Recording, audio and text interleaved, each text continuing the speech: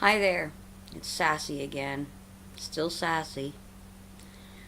I've just begun watching the original Star Trek again. You know, the pilot had a different man playing the captain, and no matter what they say about Bill Shatner not being the greatest actor in the world, I'll tell you one thing: he's got the manly thing down pat compared to the first guy. The guy they had in the pilot play the captain, he didn't cut it at all. He'd even run like a really really not masculine, not masculine at all. And then I see in the first 5 episodes, I see Kirk bare chested, and I'm like, wow, like what a buff guy he was. And then this episode 5 even shows uh, Sulu bare chested brandishing a sword, and he's like, wow, talk about a nice little bod on that guy. They sure were in their prime. Anyway, I was thinking about. I was watching Star Trek in the 60s, and I was born in 60. And I'm thinking that the things that I learned in Star Trek, I loved it. I just didn't want to miss it. The things that I learned, I think that was extra science that I got that people who didn't watch that one didn't get. I mean, in episode 5, they're trying to get away from this planet sucking them into orbit around it, and they're trying to escape, and somebody who's gone space crazy has turned the engine off, and Scotty says, I have to have 30 minutes before I can turn the engine on. And he explains this to the captain by saying, you can't mix matter and antimatter cold. And it sounds like good advice. But they do figure out a way to do it, a way to go around it. And it was a really neat show because this is the 5th episode. And in this one, there's the space sickness. Everybody becomes who they are deep down, anything they've buried. So Spock becomes emotional, and he is like crying his eyes out, man. He's just brokenhearted, and he's doing everything he can to struggle against it. He's having such a problem, and fighting and fighting. And Jim comes in and sees what's going on and starts slapping him across the face, trying to take him out of the hysteria, and they end up punching each other out back and forth till Kirk's mouth's bleeding. Finally, Spock comes to his senses enough, and he said, oh, there is a theory. He said it involves the theoretical relationship between time and antimatter.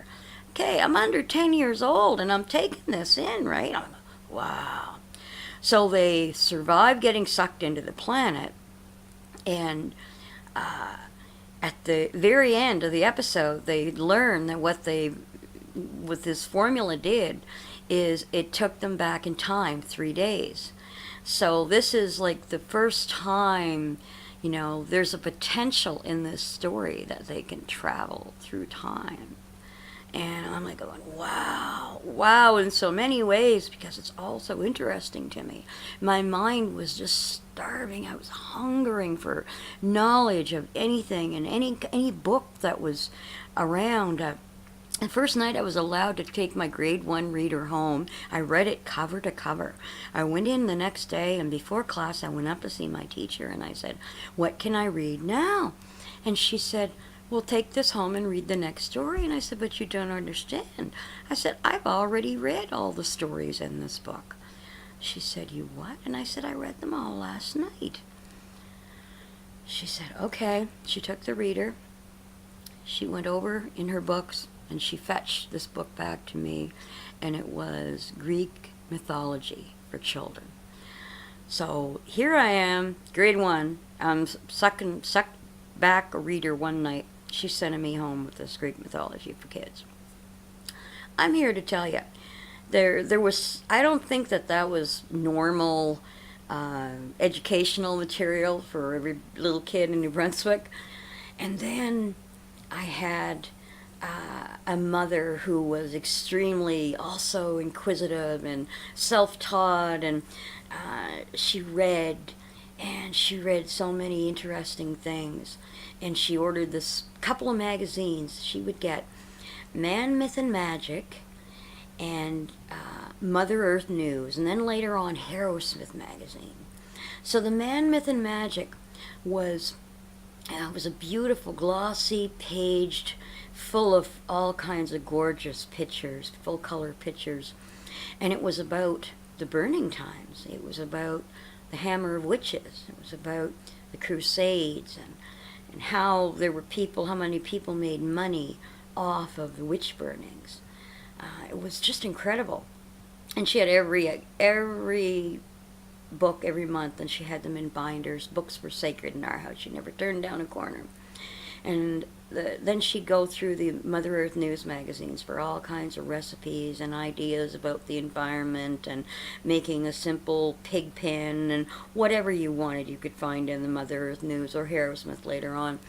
And her husband also, he liked those, but he was also very much into popular mechanics and popular science. So those two magazines arrived in our mailbox each month. And he would read her articles out of them, and they would discuss them. So I'm taking in this as well. So I got there's some extra education here that I'm got on board, because I was so curious when I was young. And I'd read stuff, homework, I would read it once and I could remember it. And I did great in school, except in math. There's something about math. I don't know quite what it was. There was something, I struggled with numbers. The idea of numbers, I had problems with them. I wouldn't now. If I was to study now, I know I would get it. I know I would. There's no doubt in my mind.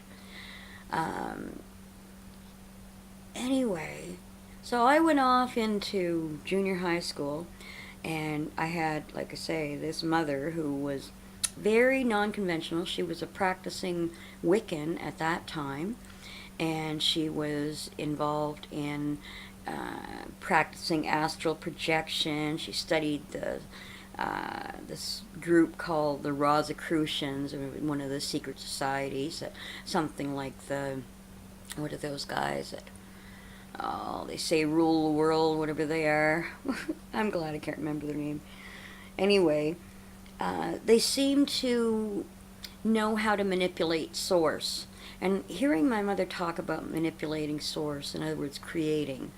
So this idea of creating, this idea of astral projection, where a soul could leave the body and travel someplace physically on its own intention, and take in, experience from this, and come back into the body and relate the experience.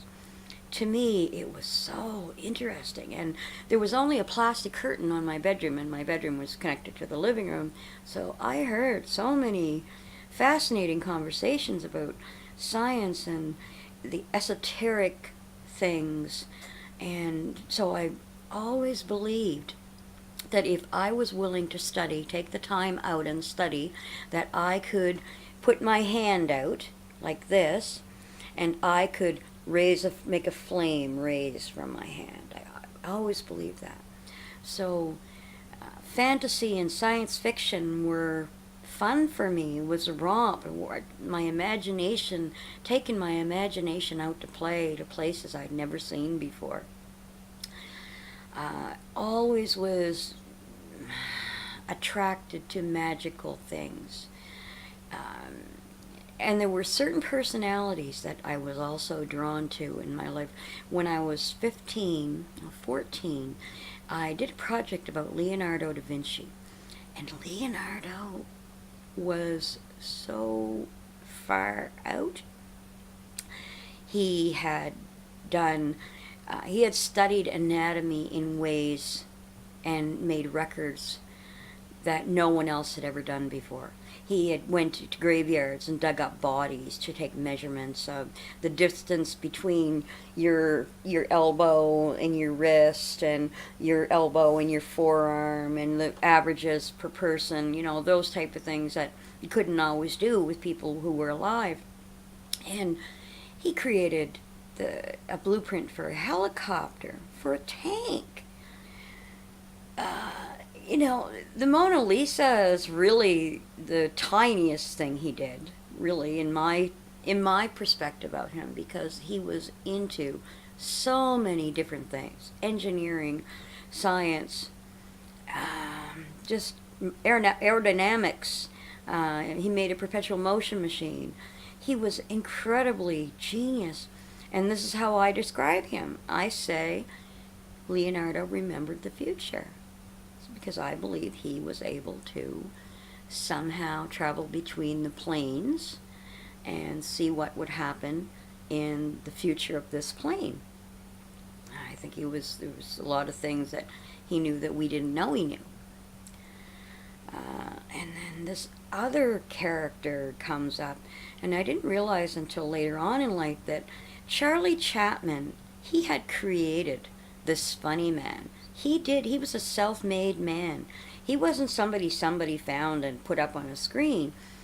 He produced an incredible amount of his own stuff.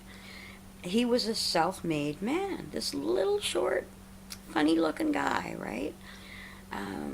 And then the next one, of course, was Harry Houdini. And Harry Houdini, he was just nuts. There wasn't anything he wouldn't try. And it was scary. It was really scary, some of the stuff he did. But he pulled it off. He pulled it off until something that was made by nature, an appendix burst. And that was the end of him. But that guy was... No one had done what he had done. He made the escape artist. He created the idea of an escape artist as a star. Really. Another self-made man. They had some different ideas, and they ran with them. They did. They ran with them. And I have some different ideas, too, and some days I run with them, some days I sleep on them. This depends. But one of the things that I want to talk about, I feel I'm born into this world to talk about, is sex. Not just sexuality, but sex as a whole. Sex from sex education out to actual practices of, okay? Right from the most theoretical to the most practical. So, in theoretical, let's talk about sex education. Sex education. Teachers still have to get permission from parents to give kids sex education.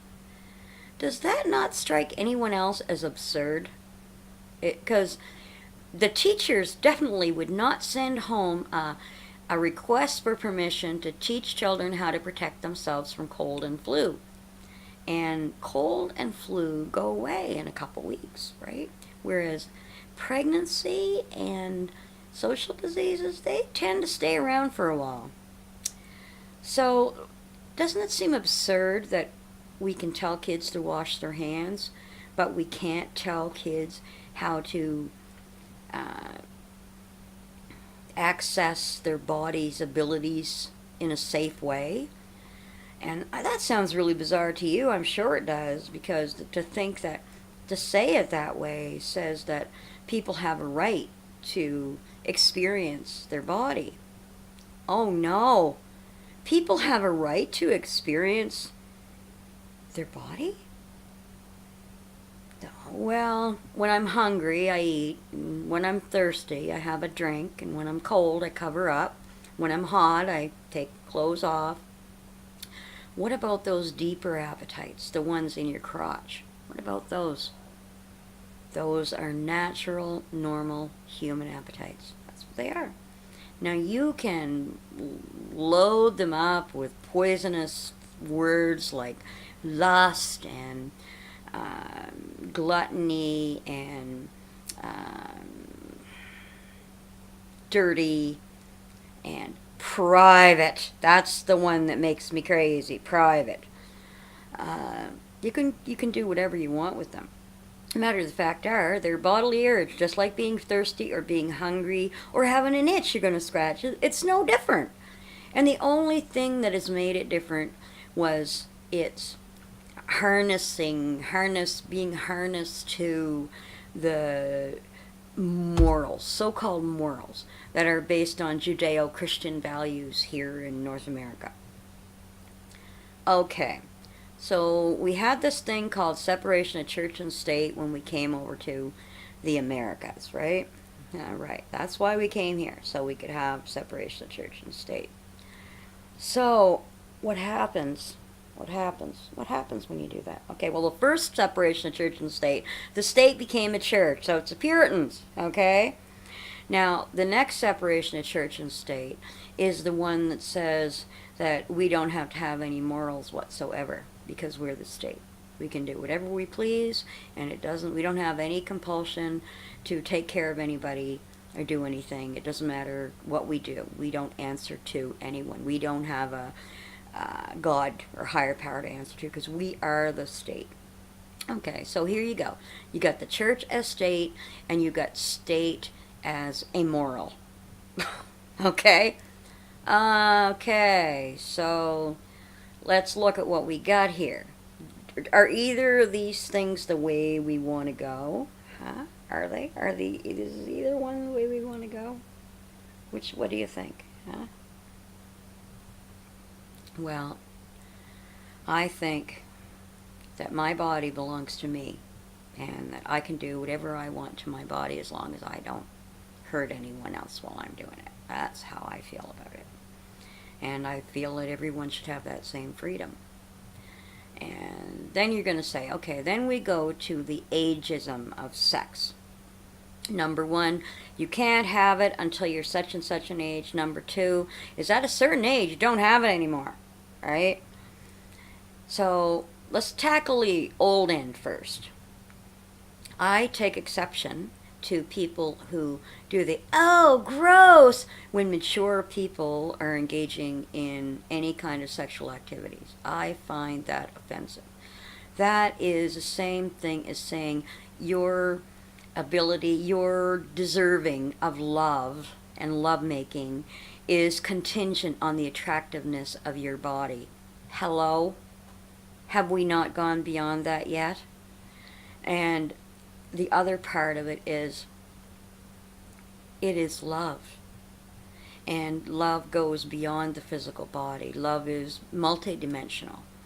And for people to, from a distance, do that ooh gross thing, it's to me it's something like TMI. When people say TMI, I just want to spit, because I think that's rude. They might as well just tell me to shut up, because as far as I'm concerned, it's just as rude as being told to shut up. You're being told you're crude. I don't like being told I'm crude. I spent so much of my life being honest to people and people treating me like I was just being crude. It is, it's my, it's my natural way to be honest and direct. And to me, when people put down what I'm saying as crude, I don't want to hear about that. That's putting me down. It is. It's putting me down because I'm expressing this. This is part of me. If you don't like it, then turn me off, right? It's that simple. That's what I do. When I see something I don't want to see, I just look another way. And whatever. Do your own thing.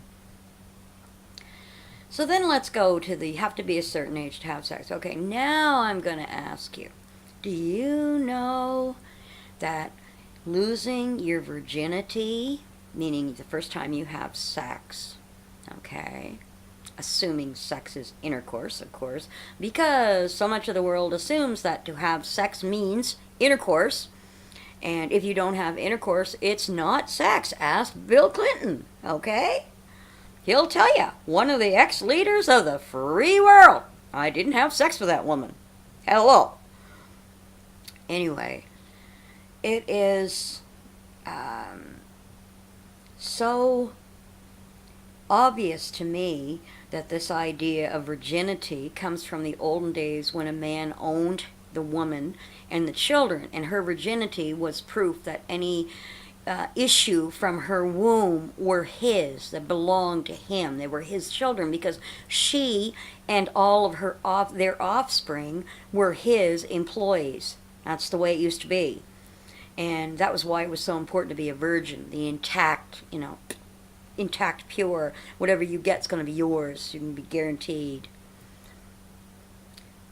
really, that whole idea of virginity has been washed out to sea. We don't live in that world anymore. We don't need to have a virgin.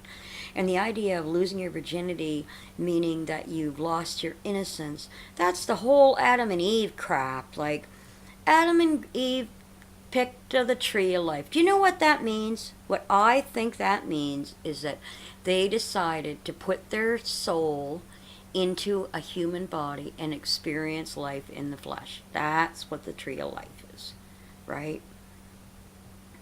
It's that simple. That's what they decided to do. And because you took the tree, ate from the tree of knowledge, that means you knew what it was like to be in the flesh. And to know what it's like to be in the flesh, you're going to feel pain. Pain goes with the pleasure, but without the pain, the pleasure's not near as exquisite. It's that simple. That's all it means.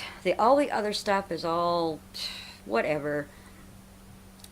But let's backtrack here. Let's talk about little dogs and little cats, okay? They're little mammals. Okay. What is one of the most common things you'll see little mammals doing? They'll hump each other. They'll hump you, they'll hump furniture.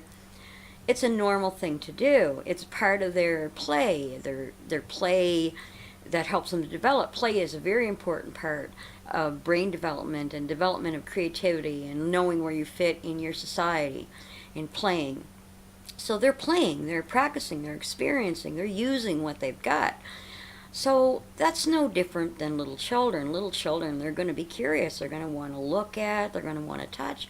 And sometimes they're going to want to touch for pleasure. They're going to want to see what it feels like to touch. And they're going to want to see what it feels like to be touched. And there's nothing evil or satanic or shameful about that. That is no different than them having an itch and scratching it. There's no more to it than that, outside of the fact that they should be made very aware of hygienic things. They should know how to keep their vagina or penis and anus clean. And they should know that when they touch that area, they need to wash their hands. They should know those basic things. And then your body's yours. And not only to enjoy, but also to be responsible for. Your body belongs to you. You're your body's owner. Would you let your car go without being washed? No. You'd wash it, right?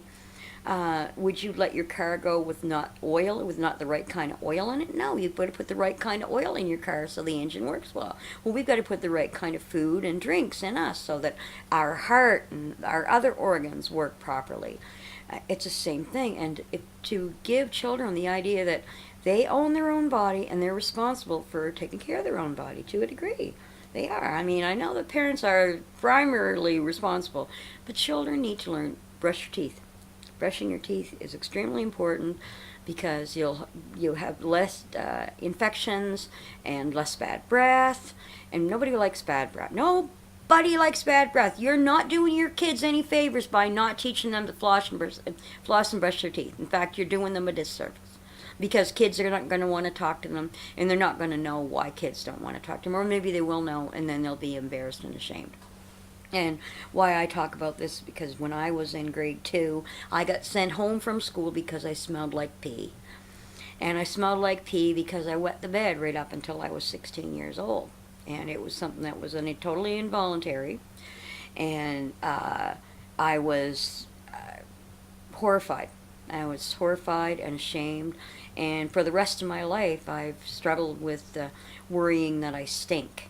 Like over-showering at times, one point in my life, because I didn't want my crotch to stink. I didn't want it to smell bad. It left me. It left me with a mark, for sure. And so, one thing, I don't want my grandkids to be at school and have bad breath, and the teachers and kids kind of turn away from them because their breath stinks so bad. I think that that's basic. Knowing to wash your hands when you use the bathroom, how to clean yourself when you use the bathroom, how to brush your teeth, how to wash your face and comb your hair, and how to put the right, underwear and socks, and the right clothes on, how to dress properly. I think that those are things that all kids should know how to do by the time they're 6 years old. I don't think there should be, and there's no reason why a kid can't learn to do those things by the time they're 6 and continue to do those things on a regular basis. Uh, let's see. But back to kids touching. As I said, just like puppies and kittens, there's nothing evil or sinful about it. These little children, they don't know about Adam and Eve, man. And unless you're hung up with this, conceived in sin nonsense, and, my question for those people that believe that is, okay, so if you're conceived in sin, what is the distance between the penis entering and conception and the sin? Where's because after conception, you're not supposed to have an abortion because it's God's put together. So God put together this thing that was conceived in sin, and you're doomed to bring it to life? What a mean, nasty God. I don't like that guy. He's not my God. I got a different one. Whole different one. That's probably good for this little story. Tune in, and you too will discover that Sassy Mint Grace has some interesting, if nothing else, ideas. Bye.